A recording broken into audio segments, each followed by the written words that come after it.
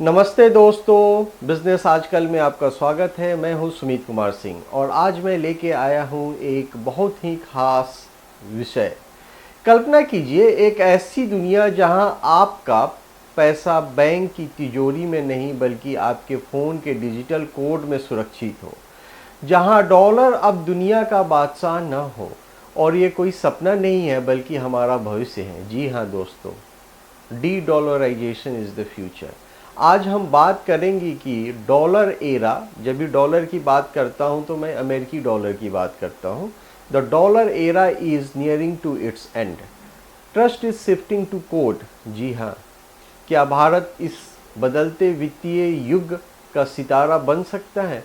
क्यों US president Donald Trump इस बदलाव से बहुत हैरान, परेशान और चिंतित है? और सबसे ज़रूरी, हमारे जो इस चैनल के ज़्यादातर व्यूअर इन्वेस्टर और एंटरप्रेन्योर्स हैं, उनके लिए इसमें क्या अपॉर्चुनिटी दिख सकता है? इस नए दौर में कैसे आप कमाल कर सकते हैं? आइए मैं आपको इस रोमांचक सफ़र पे ले चलता हूँ और हर पहलू को गहराई से मैं आपको समझाने की कोशिश करूँगा। अब प्रश्न ये है, क्वेश्चन, डॉलर की सत्ता क्यों ढल रही है? Why the influence of dollar is going down day by day? US dollar दशकों से 20, 30, 50 ईयर सेकेंड वर्ल्ड वॉर के बाद अब दुनिया की सबसे पावरफुल करेंसी रही। दुनिया के सेंट्रल बैंक में करीब 68% रिजर्व डॉलर में है। यह डॉलर ही है जिससे ग्लोबल ट्रेड, जैसे कि ऑयल खरीदा जाता है, और इंटरनेशनल लोन का हिसाब भी यूएस डॉलर में होता है। लेकिन यह मजबूत किला अब धीरे धीरे अपना असर कम करते जा रहा है। कारण, लोग अब कागजी मुद्रा पे कम और डिजिटल कोड जैसे क्रिप्टो, ब्लॉकचेन और डिजिटल करेंसी पे ज़्यादा से ज़्यादा भरोसा कर रहे हैं। इंडिया का भी आप यूपीआई सिस्टम देख लीजिए। पहले यूपीआई का ट्रांजैक्शंस कितना था, अब कितना हो रहा है। आने वाले पार्ट्स में मैं उसको भी कवर करूंगा। अब डॉलर के इस बदलाव को डी डॉलराइजेशन टर्म में कहते हैं, यानी दुनिया डॉलर पे अपनी निर्भरता, डिपेंडेंसी कम कर रही है। चाइनीज प्रेसिडेंट जी जिनपिंग ने 2023 के ब्रिक्स समिट में कहा, हमें यूएस डॉलर पे निर्भरता कम करनी होगी ताकि वैश्विक अर्थव्यवस्था, वर्ल्ड इकोनॉमिक निष्पक्ष हो।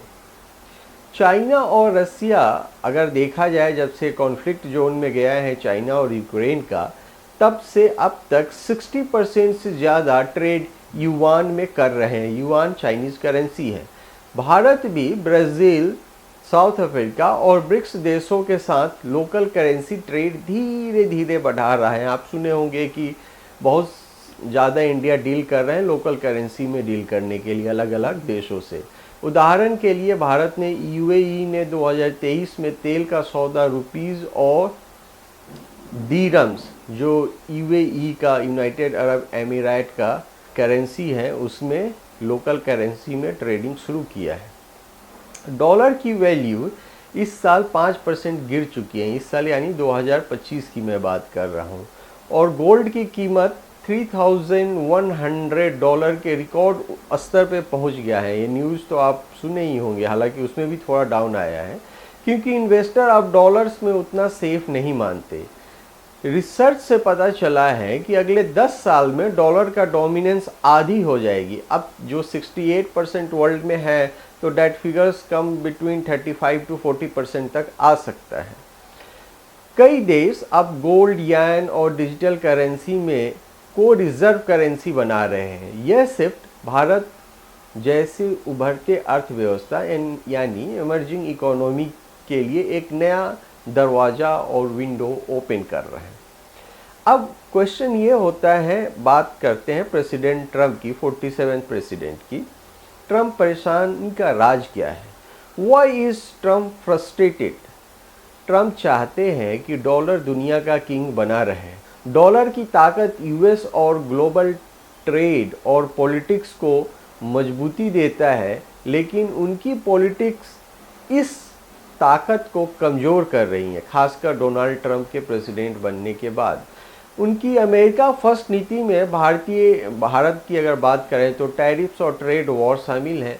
मिसाल के तौर पर ट्रंप ने 2025 में चाइना और ईयू यानी यूरोपियन यूनियन पे 25% तक टैरिफ लगाया, 125 तक भी गए चाइना से, फिर ही हैज़ कम डाउन, जिससे ये जितने भी कंट्री हैं वो अंदर ही अंदर अमेरिका से नाराज़ हो गए हैं। जर्मन चांसलर, जो कि उनके बहुत क्लोज एलाइज हैं, जिनका नाम ओलाफ है, ने कहा कि ट्रंप के टैरिफ दोस्त देशों को डॉलर पर सवाल उठाने के लिए मजबूर कर रहा है। यानी यूरोपियन यूनियन के भी जो कंट्री है उनका भी ट्रस्ट डॉलर के ऊपर डगमगा रहा है। ट्रंप ने फेडरल रिजर्व को इंटरेस्ट रेट कम करने का दबाव डाला कि भाई अब इंटरेस्ट रेट कम करो, लोन सस्ते हो अमेरिका में। इससे इन्वेस्टर को लगा कि यूएस की मॉनिटरी पॉलिसी अब स्वतंत्र नहीं है, क्योंकि जैसे इंडिया में भी आरबीआई है, आरबीआई इज इंडिपेंडेंट ऑर्गेनाइजेशन, वैसे ही वहाँ मॉनिटरी पॉलिसी अलग संस्था डिसाइड करती है। जो अक्सर आप फेड सुनते होंगे, फेड का आज ये बैंड वो बैंड, कटौती कितना करने वाला है, तो वहाँ की जो वित्तीय संस्था है उस पर उन्होंने दबाव डाला। उनके सैंक्शन जैसे कि ईरान, वेनेजुला और कुछ रशियन बैंक्स पे भी अमेरिका ने सैंक्शंस लगाया।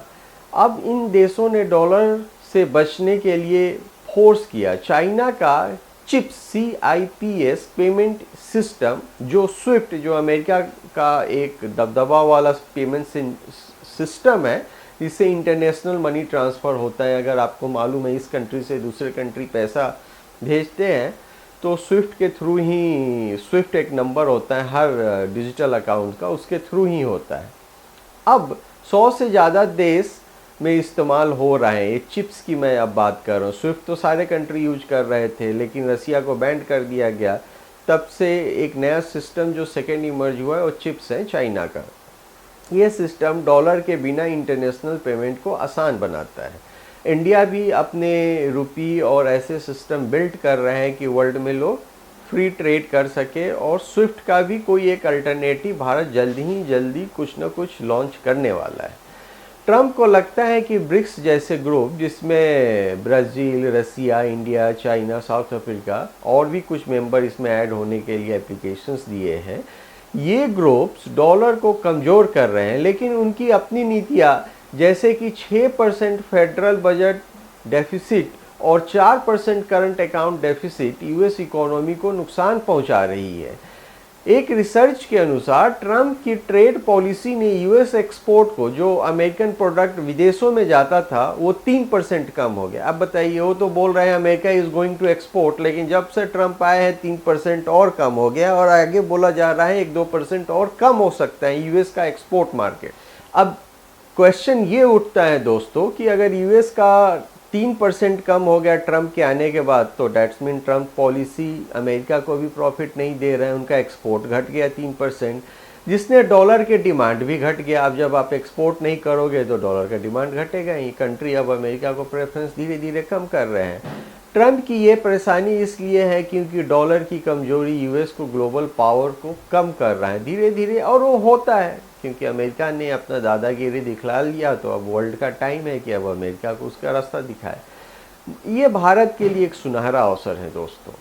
अब भारत की बात करें दोस्तों, हम इस शिफ्टिंग ग्लोबल डायनेमिक्स में सुपर पावर बनने की राह पे हैं।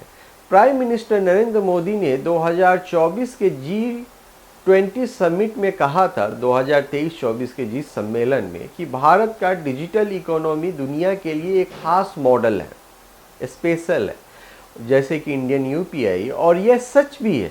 भारत की इकोनॉमी 2025 में 4.187 ट्रिलियन डॉलर की होगी, यूएस की ट्रिलियन डॉलर में, जो हमें जापान को पीछे छोड़ के, यानी इसी साल हम जापान को पीछे छोड़ के दुनिया की चौथी बड़ी इकोनॉमी बन जाएंगे। अभी कुछ 10 दिन पहले ऐसा आया था कि India has become a 4th largest, लेकिन नेक्स्ट 2-3 मंथ्स में एब्सोल्युटली क्लियर हो जाएगा कि India is now going to be the 4th largest economy in the world. हमारा डिजिटल इकोनॉमी दुनिया में धूम मचा रहा है। अगर बात करें 2024 में यूपीआई ट्रांजैक्शन 144 बिलियन से ज़्यादा हुआ। यूपीआई जो इंडिया में हम लोग डिफरेंट ऐप्स जैसे पेटीएम, गूगल पे और फ़ोन पे के थ्रू इस्तेमाल करते हैं, उसका ट्रांजैक्शन 144 बिलियन, आप समझ रहे हैं कितना होता है। जो दुनिया का सबसे बड़ा डिजिटल पेमेंट वॉल्यूम में कहा जाए तो आगे हो चुका है। India is the number 1 in terms of digital payment. Indian stack, जिसमें अगर यूपीआई हो गया, आधार हो गया या केवाईसी सिस्टम शामिल है, ये सब जो इंडिया का डिजिटल इकोनॉमी और को सपोर्ट करता है, सिंगापुर और ब्राज़ील जैसे देश भी इसको कॉपी कर रहे हैं। क्रिप्टो मार्केट भी तेजी से बढ़ रहे हैं। 2025 में इसका साइज $5 बिलियन से ज़्यादा होगा। प्लेटफॉर्म जैसे कि PI42, कॉइन, DCX ने भारत में क्रिप्टो ट्रेडिंग को आसान और सेफ बनाया है। इंडियन गवर्नमेंट भी कुछ लेके आने वाली है, गवर्नमेंट भी इससे पीछे नहीं है दोस्तों। सेंट्रल बैंक डिजिटल करेंसी यानी CBDC का एक पायलट चल रहा है, जिसमें डिजिटल रुपीस कहा जा रहा है कि हो सकता है हम लोग अगले 10 साल बाद इंडिया कोई डिजिटल प्रिंट ही, मतलब जो प्रिंटेड मनी होता है वो शायद रहे ही नहीं, ये हिस्ट्री बन जाए। और ये वर्ल्ड वाइड अब ट्रेंड शुरू हो चुका है। RBI ने 2024 में 10 लाख से ज़्यादा डिजिटल रुपीस ट्रांजैक्शन टेस्ट किए। नेशनल ब्लॉकचेन फ्रेमवर्क के तहत हेल्थ केयर, सप्लाई चेन और एजुकेशन में ब्लॉकचेन प्रोजेक्ट शुरू हो रहे हैं। ब्लॉकचेन इकोनॉमी में वैसा है कि अगर डिजिटल करेंसी पब्लिश नहीं हो तो ट्रांजैक्शनल कॉस्ट और ज़्यादा से ज़्यादा बचेगा गवर्नमेंट का। तो धीरे धीरे blockchain money is going to take over the physical currency जो हम अपने साथ में लेके चलते हैं। भारत ब्रिक्स में लोकल करेंसी ट्रेड को बढ़ावा दे रहा है। रशियन प्रेसिडेंट व्लादिमीर पुतिन ने 2024 में कहा, ब्रिक्स में भारत की भूमिका मल्टीपोलर फाइनेंशियल सिस्टम बनने का अहम हिस्सा है। भारत ने रसिया के साथ तेल सौदे में रुपीस का इस्तेमाल शुरू कर दिया है। ये सब दिखलाता है कि भारत न सिर्फ ग्लोबल फाइनेंशियल सिस्टम में अपनी धीरे धीरे जगह बना रहा है, बल्कि फ्यूचर ऑफ मनी को लीड करने की तैयारी कर रहा है। Indian economy is also going to lead the world. अब क्वेश्चन ये है दोस्तों, दुनिया कैसे बदल रही है? ग्लोबल डायनेमिक्स अब यूएस से एशिया, खासकर इंडिया और चाइना की ओर झुक रहे हैं। डॉलर हेजेमोनी कमज़ोर होने के 3 बड़े कारण हैं दोस्तों। पहला कारण डिजिटल करेंसी का उभार, लोगों का यूज, बिटकॉइन, इथेरियम और इंडिया का CBDC में धीरे धीरे ट्रस्ट का नया मतलब दे रहे हैं। ब्लॉकचेन की ट्रांसपेरेंसी और सिक्योरिटी डॉलर जैसे सेंट्रलाइज्ड करेंसी को पीछे छोड़ रही है। मिसाल के तौर पे चाइना का डिजिटल येन 2024 में 50 देशों में टेस्ट हुआ है। तो अब अगला बारी तो हिंदुस्तान का है। ब्रिक्स की अगर कंट्री की महत्वाकांक्षा देखा जाए, ब्रिक्स देश एक नई करेंसी बास्केट पे काम कर रहे हैं। अभी ये शुरुआती दौर में है, लेकिन उसका असर लंबा होगा। हो सकता है अगले 8 साल, 5 साल, 3 साल बाद लॉन्च हो। ब्रिक्स का न्यू डेवलपमेंट बैंक अब डॉलर के बजाय लोकल करेंसी में लोन दे रहा है। अब समझिए, ब्रिक्स की भी अपनी बैंक है जो कि लोकल करेंसी में लोन दे रहा है। जो छोटे छोटी इकोनॉमी है, जिस कंट्री को लोन चाहिए उसको। इसमें यूएस की कमजोरियां दर्शाता है दोस्तों। ट्रंप की पॉलिसी 4% करंट अकाउंट डेफिसिट और पॉलिटिकल ड्रामा ने डॉलर को कमज़ोर किया। कुछ भी उठपटांग स्टेटमेंट दे देना जिसका न सर हो न पैर हो, फैक्ट बेस्ड स्टेटमेंट ना हो, इससे यूएस की ग्लोबल क्रेडिबिलिटी पे बहुत बुरा प्रभाव पड़ रहा है। यूएस का नेशनल डेब्ट 2025 में वहाँ पे जो कर्ज बोला जाए 34 ट्रिलियन डॉलर को पार कर चुकी है, जो जीडीपी का 120% है। अब अमेरिका में समझिए कि प्रति व्यक्ति पे 120% का कर्जा है। इतना ज़्यादा, मतलब कर्ज में खुद डूबा हुआ है। उनका क्या है, डॉलर छापना है और काम करना है। धीरे धीरे वो हेजोमोनी खत्म हो रहा है। रिसर्च के अनुसार अगले 5 साल में 30% सेंट्रल बैंक CBDC लॉन्च करेगी। अगले 5 सालों में 30%। अब समझ जाइए, इंडिया का अगला 5 सालों में 30% जो एक करेंसी होता है वो जाने वाला है आउट ऑफ मार्केट, जो डॉलर की मोनोपोली को तोड़ेगा। भारत इस दौर में सबसे आगे है क्योंकि हमारी डिजिटल इंफ्रास्ट्रक्चर और यंग वर्कफोर्स हमें यूनिक एज देता है। इंडिया का देखिए तकरीबन 40% पॉपुलेशन बिलो 30 एज का है, वो एक एडेड एडवांटेज है। बिलो 34-35 पे है 40% ऑफ आवर पॉपुलेशन। इन्वेस्टर और एंटरप्रेन्योर्स के लिए यहाँ पे दोस्तों मैं एक टिप्स देना चाहता हूँ। यह आपके लिए एक सुनहरा मौका है जहाँ 5 आसान टिप्स जिसे मैं बहुत धीरे धीरे आप स्टेप उठा सकते हैं अपनी इन्वेस्टमेंट जर्नी को आगे करने के लिए। क्रिप्टो और स्मार्ट निवेश आपको करना होगा। भारत का क्रिप्टो मार्केट तेजी से बढ़ रहा है। 2024 में 2 करोड़ इंडियंस ने क्रिप्टो में निवेश किया है, एक रिकॉर्ड है। प्लेटफॉर्म जैसे कि PI42 और क्वाइन DCX सेफ ट्रेडिंग और टैक्स कंप्लायंस ऑप्शंस देते हैं, लेकिन सावधानी बरतने के भी दोस्तों हैं। बहुत सारे लोग चीटेड भी हुए हैं जो अननोन क्रिप्टो में इन्वेस्ट किए हैं। केवल रेगुलेटेड प्लेटफॉर्म्स को चुने अगर क्रिप्टो में भी अगर आपको इन्वेस्ट करना है, और 10 से 15% से ज्यादा पोर्टफोलियो क्रिप्टो में ना डालें। अगर आपको समझिए 1 लाख रुपए हैं तो 10,000 से 15,000 के बीच ही डालें, पूरा का पूरा क्रिप्टो में ना डालें। स्टार्टअप्स में बड़ा आप इन्वेस्ट कर सकते हैं जैसे कि फिनटेक, एडुटेक्स और ग्रीन टेक स्टार्टअप्स में भारी पोटेंशियल है दोस्तों। उदाहरण के तौर पे भारत का फिनटेक स्टार्टअप एग्जांपल एक छोटा सा देता हूं, रोजर पे 2024 में 1 बिलियन वैल्यूएशन को पार कर गया। बहुत आप ऑनलाइन पेमेंट करते हैं उसमें रोजर पे पेमेंट गेटवे का यूज होता है। एक्सपर्ट कहते हैं अगर यूएस यील्ड 4% से नीचे जाता है तो भारत में कैपिटल फ्लो और बढ़ेगा धीरे धीरे। अब बात करते हैं दोस्तों एआई का कितना इम्पैक्ट है ब्लॉकचेन में।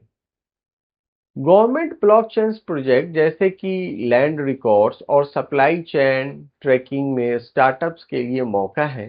एआई बेस्ड फिनटेक सॉल्यूशन जैसे फ्रॉड डिटेक्शन में निवेश करें। 2025 में भारत का एआई मार्केट $7 बिलियन का होगा। इस साल के अंत तक $7 billion AI market. Can you imagine कितना क्विकली ट्रांसफॉर्म हुआ है। एक्सपोर्ट बिजनेस की आप शुरुआत कर सकते हैं। डी डॉलराइजेशन से ब्रिक्स और एशियन के साथ ट्रेड बढ़ेगा। एशियन का मेरा मतलब है एग्रीकल्चर, टेक्सटाइल, इलेक्ट्रॉनिक्स एक्सपोर्ट का मौका तलाशे आप। भारत में टेक्सटाइल एक्सपोर्ट 2024 में 40 बिलियन पार कर गया। इस साल और ज्यादा होगा क्योंकि बांग्लादेश से एक्सपोर्ट पे बहुत इम्पैक्ट पड़ने वाला है वर्ल्ड वाइड, क्योंकि उनको प्रोडक्शन मिलेगा नहीं, क्योंकि इंडिया से रॉ मटेरियल जाता था और बांग्लादेश उसको प्रोसेस करता था। अब वो काम धीरे धीरे खत्म होने वाला है। इंडिया में फाइनेंशियल लिटरेसी धीरे धीरे बढ़ेगी दोस्तों। ग्लोबल ट्रेंड्स को समझने के लिए वर्कशॉप्स और ऑनलाइन कोर्सेस आपको जरूर करना चाहिए। अगर आप न्यू एज इन्वेस्टर हैं, स्टूडेंट्स हैं या एंटरप्रेन्योर्स हैं, आपको हर न्यू डायनेमिक्स को समझना होगा if you wanted to be a smart investor. App जैसे कि जीरोधा और ग्रो मार्केट का इंसाइट आप देख सकते हैं। They are the leading in terms of investment. They run lot of educational content on their networks for investing smartly in various sectors। तो दोस्तों ये एक गोल्डन फ्यूचर है हमारे यानी इंडिया के लिए। फ्यूचर ऑफ मनी ट्रस्ट की बात है। भारत अपनी डिजिटल ताकत, यंग वर्कफोर्स और स्टेबल इकोनॉमी से यह ट्रस्ट धीरे धीरे बन रहा है। वैश्विक स्तर पे मैं बात करूं तो भारत सिर्फ भविष्य का हिस्सा नहीं, उस अब इंडिया को वर्ल्ड इकोनॉमी को लीड करना पड़ेगा। India can not be like sitting in behind and playing the game. No, India India को अब फ्रंट फुट पे आके खेलना पड़ेगा, ये मैं क्रिकेटिंग टर्म में बोल रहा हूँ। इंडिया उसको लीड कर सकता है। अब बात करते हैं दोस्तों, ट्रम्प की परेशानियों से हमें क्या सीख मिलती है कि भरोसे तोड़ने वाले पॉलिटिक्स किसी भी इकोनॉमी को डुबा सकती है। भारत को ट्रांसपेरेंसी, इनोवेशन और इंक्लूसिविटी पे चलना होगा। मैं आपको एक कॉल टू एक्शन देता हूं। आपने इन्वेस्टमेंट में क्रिप्टो, स्टार्टअप्स और एक्सपोर्ट्स मार्केट में धीरे धीरे आप फैलाएं। दोस्तों, अभी एक वैल्यूएशन आया था कि वर्ल्ड का टॉप 100 कंपनी को वैल्यूएट किया गया, तो इंडिया के उसमें 3-4 कंपनी थी। आप उसको स्टडी कर सकते हैं, जैसे एचडीएफसी बैंक था, उसमें इन्फोसिस था, देन टीसीएस था। तो ऐसे 3-4 कंपनी है, 3 का तो मैंने नाम ले लिया, चौथा आपके लिए रिसर्च है कौन सा है। ये वर्ल्ड के 100 मोस्ट वैल्यूएबल कंपनी है। इसमें से देखिए आप कितने में इन्वेस्टमेंट कर सकते हैं। नए नए आइडियाज पे आपको वर्क करना होगा, ग्लोबल ट्रेंड्स पे आपको नजर रखने होगा। एप्स, न्यूज़लेटर और बिजनेस आजकल जैसा हमारा प्लेटफॉर्म्स को आपको देखना पड़ेगा, और आपको स्मार्ट इन्वेस्टमेंट का आइडिया अक्सर यहाँ पे आपको मिल जाएगा अलग अलग वीडियो के द्वारा। दोस्तों, इस चर्चा को बस यहीं खत्म करते हैं। कमेंट बॉक्स में बताइए, क्या फ्यूचर में मनी का बॉस भारत फ्यूचर में मनी का बॉस बन सकता है? Can India command the futures in terms of world economy? मैं सुमित कुमार सिंह आपसे कहता हूं, stay smart, stay rich and take a wise decision. नमस्ते, जय हिंद। मिलते हैं अगले वीडियो में। तब तक लाइक, शेयर और सब्सक्राइब कीजिए। धन्यवाद।